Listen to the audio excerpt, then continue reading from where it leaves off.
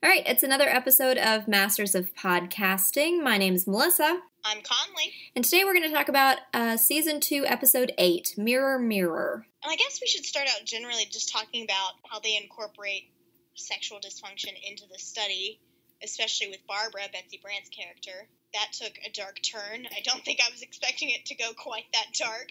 Right, and that got a little, not exactly... Fatal Attraction. Fatal Attraction, thank you. Not exactly that far stalking, but it was, it kind of did reflect to Jenny exactly how far she has a tendency to go in her eagerness to get new patients and how far she's willing to go. So that was an interesting twist that Barbara showed up at her apartment and kind of in the middle of the night and ready to unburden herself like that. Well, I like too because we've seen so often Jenny have perfect control over the patients and over potential volunteers, just sort of soothing their fears and talking to them and really getting them to open up about this intimate time in their lives. And then all of a sudden we see it backfire enormously, which I don't know if she'd ever considered that happening. And so I kind of like that it just upends her really severely to the point where she has to go to a psychiatrist to pretend to be Barbara and have this elaborate performance piece just so she can feel like she knows something. Yeah, what an extreme reaction to have. I mean, to think that I know HIPAA hadn't come around yet at the time of this episode, but honestly, I mean, what a odd thing to do and to come up with is, yes, my workaround is that I'm going to pretend to be my own patient and go and essentially lie to a psychiatrist and then give secondhand advice. I mean, Bill is completely in the right when he is like, no, don't go do that. But Yeah. But at the same time, what other options does she really have? I guess, again, I'm a classic nerd. My first option would be go to the library, look for the books. But, it's not like there was going to be a lot about sexual abuse or dysfunction in books at that time. There probably was some, but it probably was not sympathetic or, venture to say, particularly helpful. And I would even think that, maybe psychiatrists of the day didn't have any experience in dealing with things like that, and maybe even the advice that she plans to pass on won't turn out to be as good as she's hoping. I think the one remedy that they could really find for this is to hire a psychiatrist for their clinic, in a sense. I mean, as far as shoring up her own knowledge, Jenny is going to have to run through a trial by fire, essentially. I mean, that's a pretty big deal. And I think, too, she doesn't necessarily understand that this is dangerous in a way that just teaching people about sort of sexual mechanics isn't. Mm-hmm. Because, obviously, you're dealing with abuse and trauma and long repressed things, but obviously, it unhinged Barbara to the point where she came to Jenny's house in the middle of the night, just frantic and afraid and angry. And so it's one of those things, I don't think Jenny really thought this through as far as, okay, we're going to start having these emotional discussions about your sexual abuse. I'm not really equipped to handle that, but we're still going to do it. Right. She recognizes that there is a desperate need and that there is a place for this sort of treatment, but not every answer is produced through rigorous testing and clearance through an IRB and all the right, proper, and humane channels. I mean, sometimes the right answers have to be haphazardly reached, I guess. Maybe that's a justification for this. I'm not sure. I guess we're going to find out in the next episode kind of what her experience is with regard to that, because it sure does look like she's going to start getting her own secrets involved.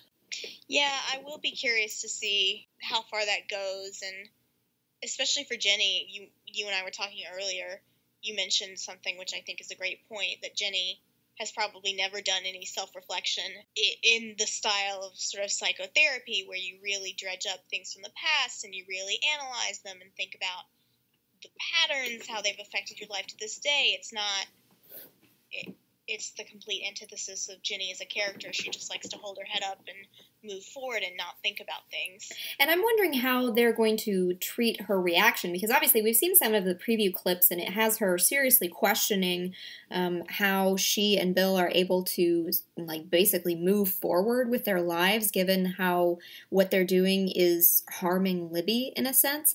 The real Ginny Johnson claims to have had absolutely no problems. Like, she never engaged in self-reflection. She never had a moment of, I mean, self-reflection in the sense that she may have been seeing a therapist, at least as far as she admitted to Thomas Mayer.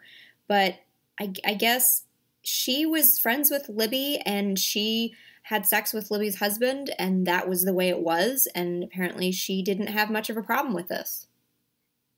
It was a simpler time. Apparently. So I'm curious to see how the show treats this going forward, because if it's another break for them based on guilt, I think those add up very quickly, and I think it may prove to be problematic if the writers choose to go that route with it. I'm hoping that Bill and Ginny reach a deeper conclusion about themselves than simply, oh, we're experiencing more guilt, and this time it's about Libby, and oh, we shouldn't do this. Let's stop for another couple of years. Like, I don't see that being a productive storyline.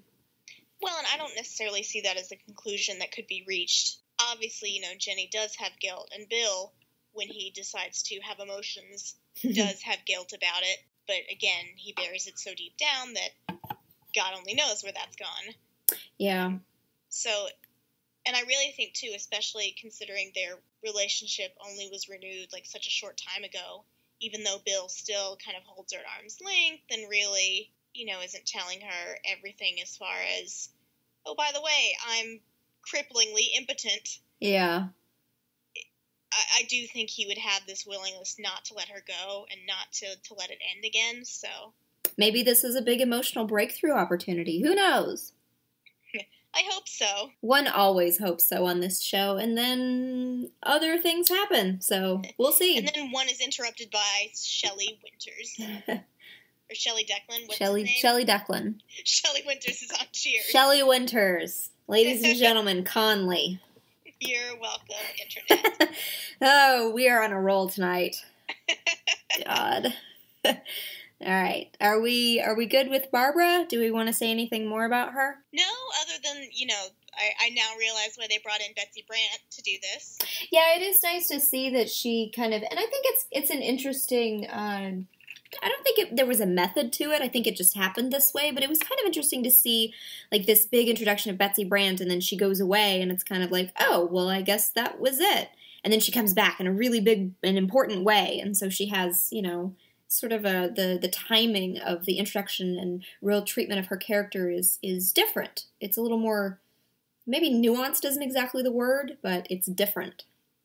Yeah, it's less cartoonish. I'll agree. Yeah, it's a little less like, and special guest star, Betsy Brandt, and then something like that. Yeah, it helps that she actually has things to do and not just, oh no, Dr. Masters, I have spilled your papers everywhere. Yeah, exactly. Speaking of people who have things to do, you want to talk about Libby? Libby finally gets some things to do in this episode. It was really nice to see her actually, and she's a pretty good saleswoman when she went to go talk to Flo, who is a notoriously difficult customer, especially when it comes to money. You kind of have to, as we saw with the episode where Betty, I guess it was last episode, where Betty has to basically cajole her into paying her rent. I mean, you really have to talk her into giving you money, and Libby managed to come away successful, so that was cool. And this episode really positioned Libby's interactions with others around her from two directions. You get this fundraising and charity for the socialites of St. Louis, the Veiled Prophet Ball, Libby finally kind of finding a purpose, and then the other end of that is racial tensions and her inability to, I guess, fully close her eyes to what she knows she saw. So there's sort of that tension there between going among these well-heeled people and, it's almost like she has a new perspective on the difference between the waiters and the difference between the Veiled Prophet himself, given what she's witnessed, given what she's been through. I don't know if it's that self-aware, I think there is self-awareness, though. How so? Well, again, in the scene you're talking about at the very end, where she's looking around and really, it's supposed to be sort of this triumphant occasion where it's, Libby, your sales technique is amazing. We got, the chief of police for the board, and you sold all these tickets, and we get to continue with this tradition. So, if this was a different show, if this was like a sitcom, it would be, congratulations, Libby, you have found your talent for sales, and now we will have fun at this ball. But yeah, instead, it kind of dovetails and goes back on itself. And so here's Libby at this event that, supposedly she has always wanted to go to and, has enjoyed the lead up to. And she's looking around and she's not watching sort of the fancy people in costumes. She's watching the waiters and watching the man watching her. How creepy was that? And it wasn't just like a simple layer of tulle. It was like creepy Victorian lace, like super creepy, like American Horror Story creepy. But so, yeah, I think this is really the first time where she's kind of looked around and seen and realized that she has power as a white woman that other people don't. We will find out what she winds up doing with it and whether it kind of goes to her head, I guess. What did you think about her, I guess, not really willingness, because she wasn't jumping for joy at testifying on behalf of this man who was ran down by the speeding van or truck? What did you think about that? She was certainly taken by the newspaper article, and it was like she suddenly found cause is a really strong word for it. Something to... She was champion, she wants something to champion. She was so interested in working on the Veiled Prophet Ball, but I think that was mostly because she was watching Bill and Ginny at dinner and going, these two are terrible at this, and they have no idea. Like, even with Ginny's social skills, they don't know how to get the right kind of attention and really schmooze. Both of them are pretty terrible at it, as it turns out. But yeah, Bill is never going to have that gift, and then Ginny is a little too hammerific. Like, she's a little too on the nose with it, and she's very try-hard. And Libby is very smooth and very subtle, and just as she is expected to be. But here she's got this different situation that's totally foreign to her, and it's fascinating. And she can... Maybe it is going to turn into kind of a white champion sort of plot line. Well, and maybe, I guess in her head that's what she maybe wants it to be. I hope that the show doesn't go that route, because I think that would be a mistake. But I could definitely see Libby kind of coming into this and thinking, I'm going to be the one who, unites all these poor, unappreciated black people, and not really like a savior complex, but I think she wants to be recognized for doing good, and she wants to be able to help people. Yeah, if the show does take that turn, I think it will punish her again for it. I don't think the show would let her get away with it in any way, but am I trying to say that it would be unusual to, not give her a redemption arc in that sense? I don't know. Well, I think part of it is already happening as far as, we have seen her be terribly racist, and now we are seeing her be... A little more self-aware, and sort of accidentally racist in the fact that this is obviously a person who has never interacted with non-white people. So, she's just sort of assuming, oh, well, why wouldn't you call the police? Yeah. Well, police aren't really sympathetic to cases like this. So. Yeah, your experiences are not everyone's experiences. So I would say that, she is redeemed in that way, in the fact that she's getting called on a little bit of her privilege, but it's not in a really ugly way, just in sort of a, oh, Libby, darling, you don't know, do you? You need to wake up, honey. So it's being a little gentle with her, and so I wonder if they're going to keep sort of doing that, or if, like you say, it's going to be a little bit more punishing as we move along. But we'll see. I'm glad that they're doing, I think, a civil rights arc at all. And how coincidental and how awful that this people have been saying that this ties to what's been happening in Ferguson.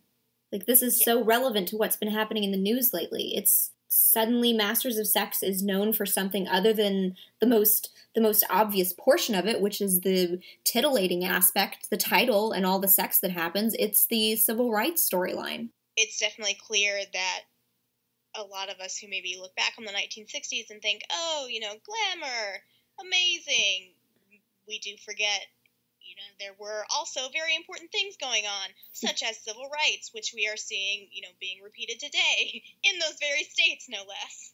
Yeah. So, you're right, it is sad, but it is also, I think, a timely reminder that these things need to be represented on TV, because representation is important for events that were very, historically groundbreaking. Anything else to say about Libby? I'm thinking of the triumvirate line where it was Bill and Libby and Ginny sort of in that awkward dynamic at the dinner with Harry Gilpin and the police commissioner or police chief. See, and I don't think in the 60s anyone would have batted an eye if she had said, well, we can go and be a threesome. Because I think at the time it would have been recognized as a golfing term.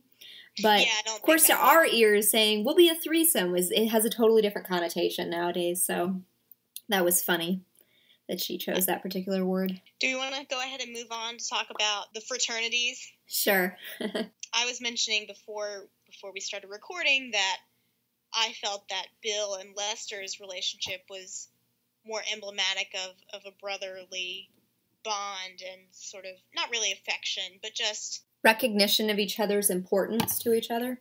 Yeah, recognition and self-awareness and more positive emotions than we see in the terribly stilted interactions between Bill and Frank this whole episode. Did you have any did you have any assumptions or impressions about what Frank okay, let's address this. I don't understand why the writers wanted it to be a surprise that Frank was Bill's brother, given that people have read the biography, given that we saw the casting news come out earlier this year.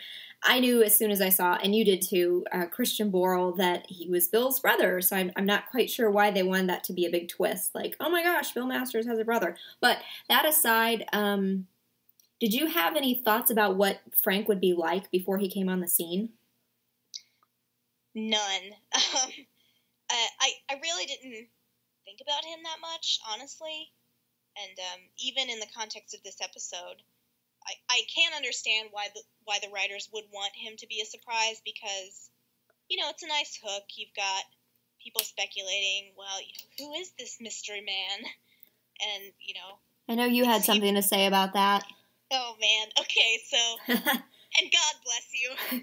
God bless y'all. God bless y'all's little hearts. Bless your hearts. Thinking that this is Bill's long-lost lover from, oh my goodness, university or his young bachelor days. Do we remember the scene in the brothel when Bill had to be educated about the mechanics of gay sex? Not that some former boarding school lover would necessarily have to engage in gay sex, but that is just so outside the character that's been established so far. There has been no indication, and yeah, okay, that was an interesting crop of comments out there. So that was. I enjoyed seeing those. It was certainly I usually a thing. am all about the slash ships, but for this one, I'm sorry, I can't get on board. Yeah, and I think there were some people who said they had to kind of rewatch the ending twice to see exactly, because it was very definitive. It was like, I used to tell people that I was an only child because I wanted it to be true, because I wanted to forget about you. And it was kind of clear that Bill was thinking, yeah, I've done pretty much the same thing to you. Yeah, so I can see why they'd want to toy with that reveal and leave it off as long as possible, because if you haven't read the biography, if you're just sort of watching to see what happens, it is interesting. You see this crazy, repressed man, and then all of a sudden, wait, he has a brother? Yeah. How are they even functioning? So, I guess... go ahead. Oh, I guess when I thought of Frank before he appeared on the scene, I kind of assumed that maybe there would have been some interplay about what Frank's life would have been like at home after Bill was essentially kicked out of the house. Given that there's at least a 4-year difference between the two of them, essentially he would have lived most of his childhood and teenage years without an older brother at all. Right. So I wondered if maybe he would kind of turn out to be super wild, and we did hear that he was had a wild bachelor lifestyle, or even that he could have replaced Bill as the elder son in some way. And we still have time, I guess, to spend with him to figure those things out. But I guess I was surprised by his portrayal as kind of that very staid, well-educated figure. Because when you think about a very repressed character being revealed to have a younger sibling, you expect there to be this huge contrast between them. Like a president and a president's younger brother. Right. Right? We've seen this before throughout history. That's always like Billy Beer or, whatever else. Like some scandal comes out with the younger brother. But here, right, they're almost the same person. Well, and I guess I didn't really see them as the same person. I saw, because as much as they are alike, they're studious, they're repressed, they don't talk about a lot of their shit, but at the same time, here's Frank, who he's more easygoing generally, and he sort of knows, I think, what he's got to work with as far as with the ladies, because he had his wife with him, and she really seemed to dote on him, and especially with something as awkward as talking about infertility and alcoholism. They seem to have a nice rapport going, as opposed to what Bill and Libby have shown in the past few episodes. Yeah, and I did appreciate that she wasn't like, now, dear, you do have to remember you're an alcoholic and you can't touch liquor at any moment. It was more like they were allies, and she was like there for him, and she was encouraging, and it was clear that they had a warm, harmonious relationship. Yeah, so I think some of that, I didn't think they were necessarily glaring personality differences, but I think enough of it shone through for me in the brief time that we saw Frank on screen to where I was like, okay, yeah, they came from the same people, but they aren't exactly the same. I'm just thinking about, again, the scene with Bill and Lester versus the mini scenes with Bill and Frank, because honestly, I still am very tongue-tied. This is annoying. It's okay. Okay. I'm sorry you have to edit all of this out. That's okay. Sentence. You're struggling. This is actually kind of amusing. You gotta like psych yourself up and rehearse it and be like, sentence. What am I doing? Say something first. Maybe I'll find it in the pause. Okay.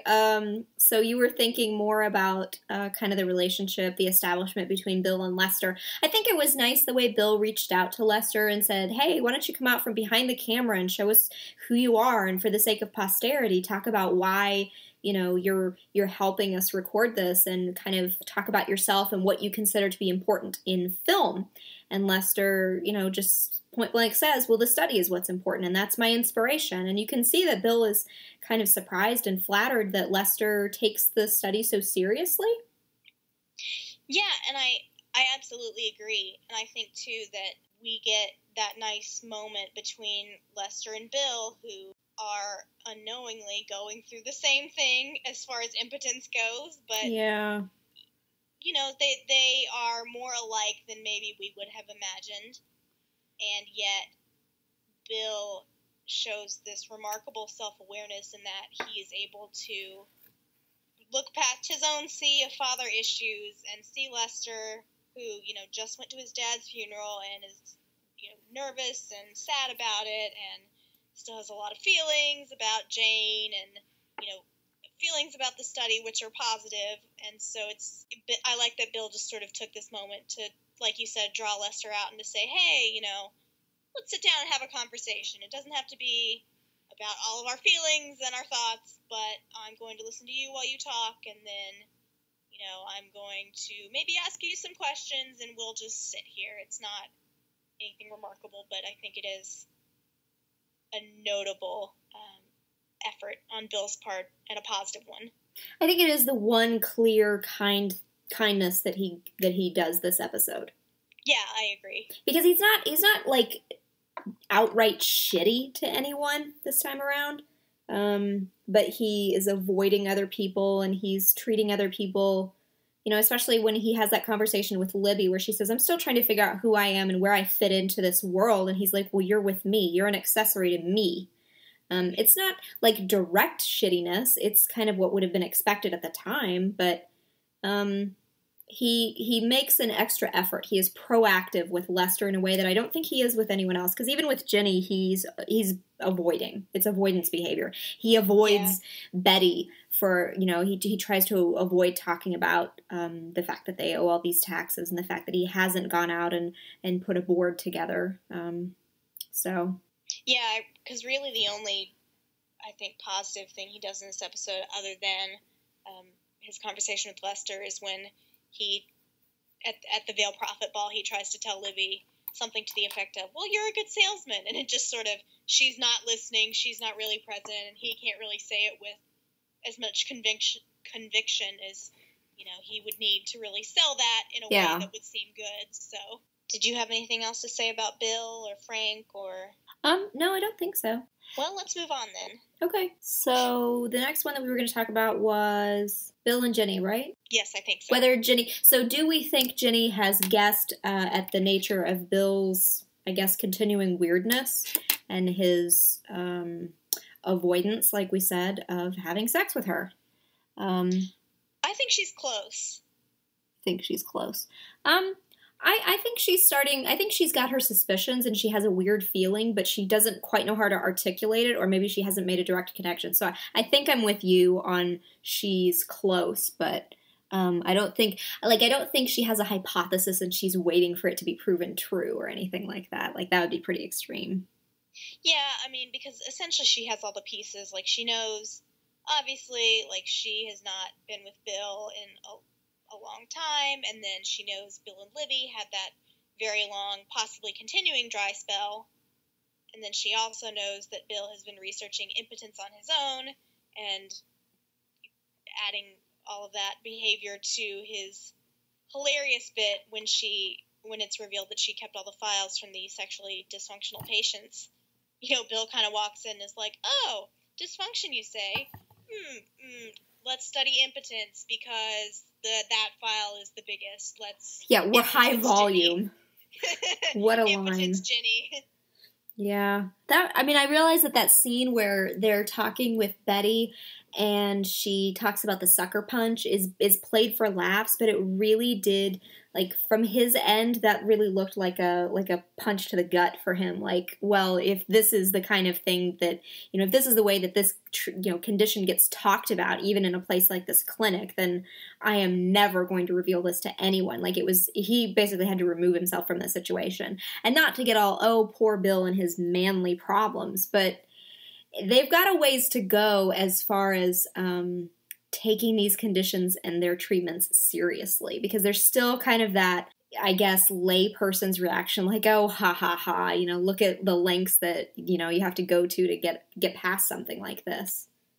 Well, and again, they're not seeing it as necessarily emotional, although I think Betty, even in her description of, sometimes people would be nervous, people would be tired, like, obviously those are sometimes physical manifestations of emotions. So, like, she was obviously aware that it wasn't just, it was hardware malfunction, that's all it was. Yeah. But I think, again, Bill and Ginny have still got this sort of, I would say, Chinese wall where they're not really thinking, sexual dysfunction is emotional and not just physical. And so, obviously, they're still, Ginny's still able to listen to the jokes about that and think it's funny, while at the same time she sees Barbara, busting into her own house because they dredged up some very painful memories, and then Bill, on the other hand, is going through all these files and talking to Lester and sort of coming to similar conclusions. Yeah, I think it's honestly probably going to have to take a personal, identifiable case that's closely related to them in order for them to realize that there's a certain level of professionalism and a certain level that it has to be approached with, even from the side of treatment, from the therapist side. And I think, too, if once they get into the lab and sort of start not necessarily this specific type of research, but once they, again, just bring it into the lab and into a more professional setting where they have to put on those masks and be those people, I think that will help them tremendously. Absolutely. I have no doubt that they will come up with a viable, answer to it. And that was actually one of the things that I was wondering with Frank's appearance. I was wondering if it was going to be like a sexual dysfunction problem and not infertility. That kind of surprised me that Bill is even still treating fertility patients, but it makes sense given that they have to make money. I think it will be interesting to see where all of that goes. Definitely. Well, do we have any more to say about Ginny's suspicions? It's not going to last long. Bill can't keep, slugging back vodka on the rocks and claiming that, oh, I should have had that third drink. Like, that is not going to last long, and he would not have gotten away with that if Elliot hadn't knocked on the door. I'm pretty sure.